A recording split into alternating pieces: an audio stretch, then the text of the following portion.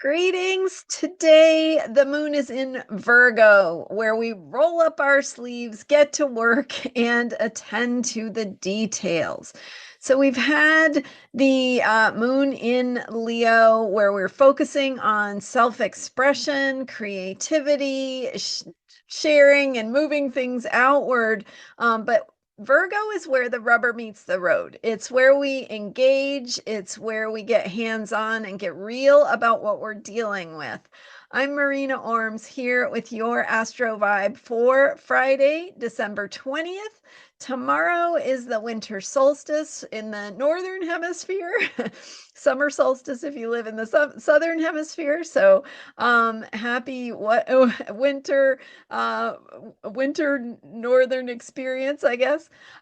So the shortest day of the year. And one of the reasons we focus on the winter solstice, I mean, other than obviously it's my bias based on where I live, is because Western astrology came to be in the Northern Hemisphere.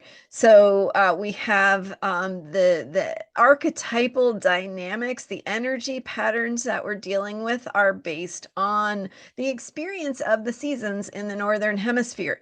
So we have the sun entering Capricorn tomorrow, and that is the winter solstice is the shortest day of the year. And so in a tropical zodiac, the sun going into Capricorn aligns with that shortest day of the year. And when you think about Capricorn energy, it is about the energy of conserving, of restricting, of hunkering down, right? What you do in the winter is you reserve, you restrict you don't have that flow of abundance because you're trying to preserve the resources you have to make them last for the cold days of winter. And so there is that sense of counting your, your beans.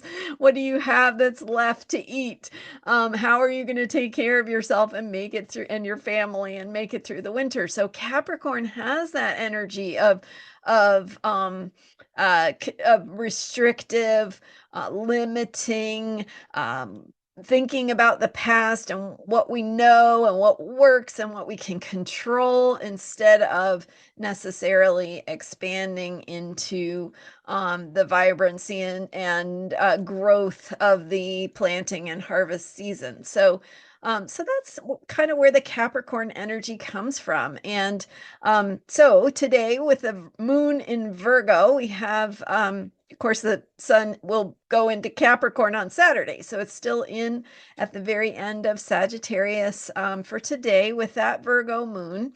And Virgo is about attending to details, rolling up our sleeves, doing what we need to do to make things happen. So as we had the Leo moon for the last couple of days, and we had an opportunity to tap into, what is that feeling of self expression? What is the joy? What is the play? The ways that we can play in our lives and share our joy and share what we love, what we believe in, what was true for us.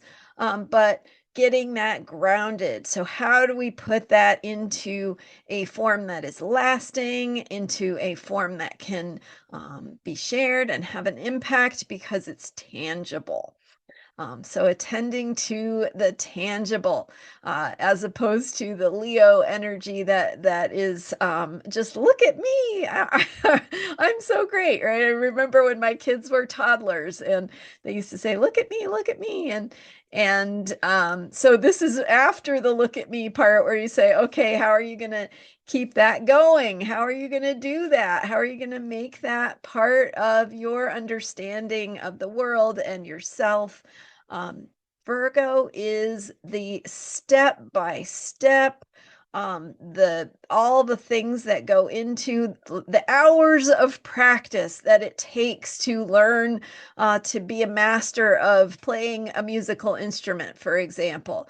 It is the hours and hours of and all the individual words that go into writing a masterpiece. It is all the details, the time, maybe you're a photographer or you work on, editing, or it's all of the time and details that go into making things.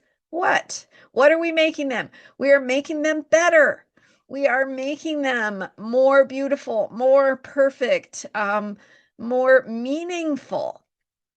And so we are capturing with Virgo, we are capturing that Pisces spirit, right? Virgo and Pisces are opposite, so they're on that axis. The Pisces connection to the divine, which is ultimately perfection, right? So we're striving for perfection with Virgo, and we're putting in the hands-on, the sweat, the tears. What is it we need to do to take the steps one after another, after another, after another, that can start to feel like drudgery.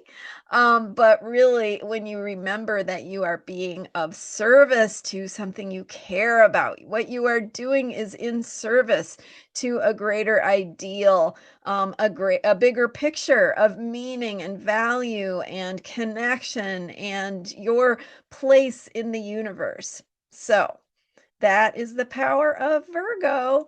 And think about what you are doing to get hands on, to implement, to make what you would love to share tangible. What do you need to do?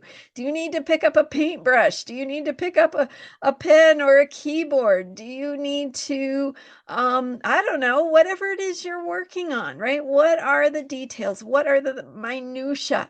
Where does it need your attention and your hands-on engagement?